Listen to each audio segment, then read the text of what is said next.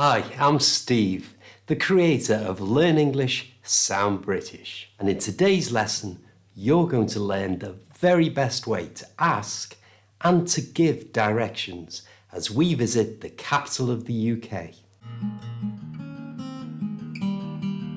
So when you need to ask how to get somewhere, you can be confident that you'll be understood and you'll understand the directions that are given to you. Let's do this. You're on holiday in London and you want to visit one of these 3 famous attractions. So first, let's make sure we can pronounce them correctly. Now the first, Big Ben, is the name of a clock. So we don't put the in the front of it. It's just Big Ben. Make sure you pronounce the I in big as a short I sound. It's not big, it's big. That I sound is as fast as snapping your fingers. Big, Big Ben. You try. Next is Trafalgar Square. When I used to live in London, it's where I used to go to eat my sandwiches at lunchtime. Now, the AR at the end of Trafalgar is pronounced using a schwa sound. That's the little sound that's so common in English. To make it, just open your mouth slightly, make sure your tongue rests in the bottom of your mouth, and from here, make this little sound. So this word is pronounced Trafalgar. Trafalgar. The R in square is silent. So instead of saying square, we just say square. It's the air sound. Square. You try. Square. Put them together and we have Trafalgar Square. Next we have Buckingham Palace. And the first part is quite easy. Booking. Try it. Booking. The H and A are both taken away and replaced with that schwa sound we've just learned. So the end is just Put them together and we have Buckingham. Buckingham. So the whole thing is Buckingham Palace. Now listen to this conversation as a visitor to London asks a local for directions. To get the most benefit, don't take notes. Just listen to the conversation. It really doesn't matter if you don't understand every word and phrase. What's important is that you just listen to the rhythm of English as it's spoken naturally.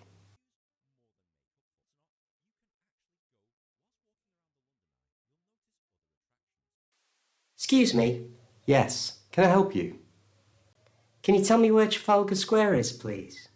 Sure, it's just over there. Oh, thanks. I should have gone to Specsavers. No problem. Now let's go through that conversation in detail.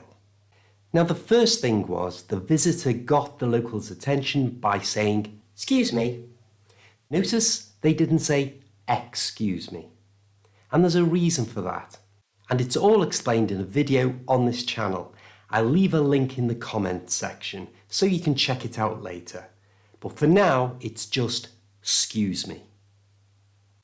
The local replied, yes, can I help you? Now the can in this sentence is not really that important. It's a weak word. So we're going to replace the vowel, which is the A sound, with the schwa sound. This happens all the time in English and will make you sound more natural. So can becomes kun.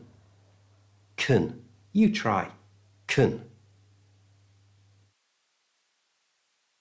Also, the I is squashed together with that kun, so it becomes can I. Can I. Try that. Finally, I want you to notice that the word you at the end of this sentence is said with what's called a falling pitch.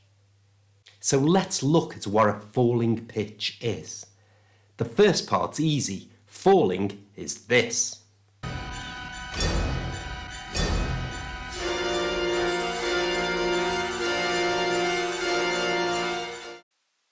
Now, pitch is how your voice sounds. This is how my voice normally sounds. This is my normal pitch. And this is how my voice sounds in a high pitch. And this is how my voice sounds in a low pitch. How you doing?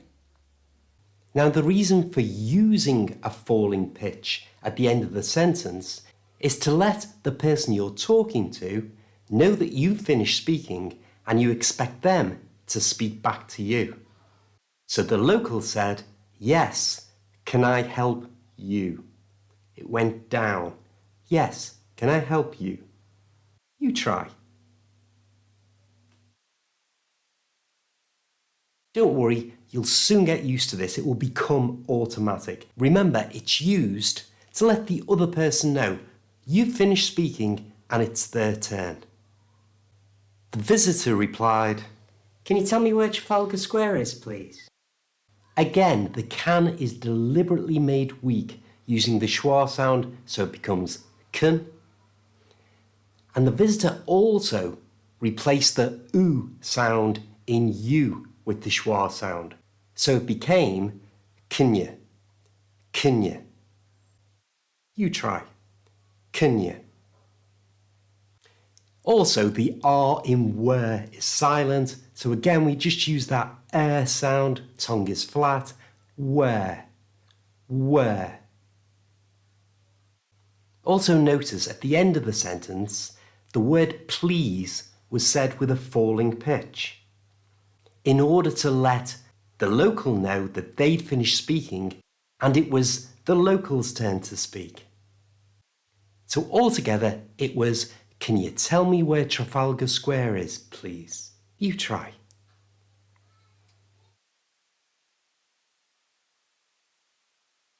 The visitor then said, "Sure," which is exactly the right word to use when someone asks you to do something and you're going to do it. Sure. And this was followed by, "It's just over there." Now the word just, when giving directions, means the directions are easy, they're simple, you're not going to get lost. Just.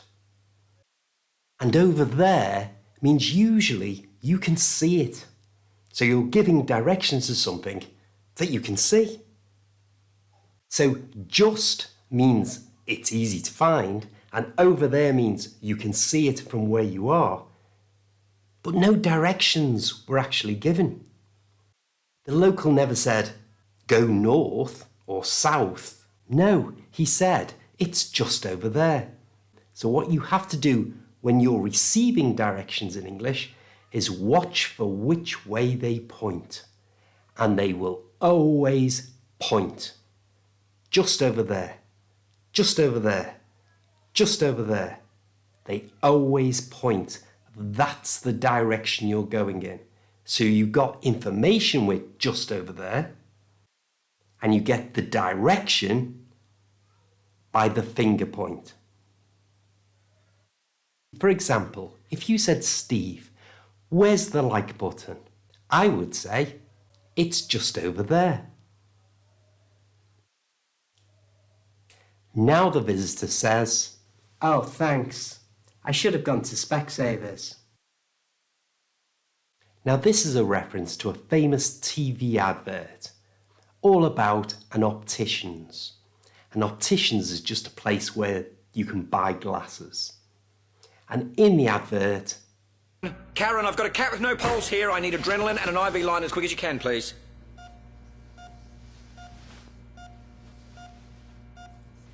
they said, "You should have gone to Specsavers."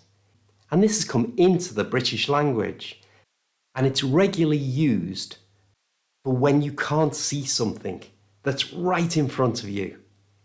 Oh, you should have gone to Specsavers. Okay, now it's your turn. Ask the local where Big Ben is. Your words will appear on the screen as you need them. Remember, concentrate on your pronunciation and try and include that falling pitch at the end of the sentence. Yes, can I help you?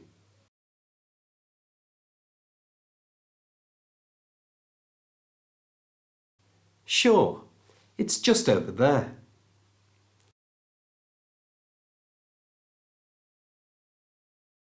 No problem. Next, let's try this conversation the other way round.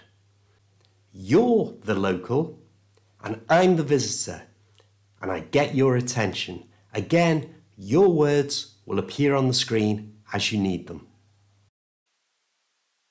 Excuse me.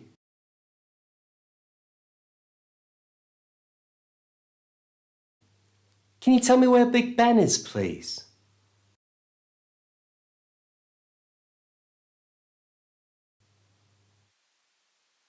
Cheers. If you had any trouble with that, just press rewind to the first conversation. Listen to it again to try and get that rhythm of English, that natural rhythm of English. And then try again. Now there's new lessons coming on this channel every week. To make sure you don't miss any, click on the bus and then click this link for another video to help improve your English. I'll see you next time.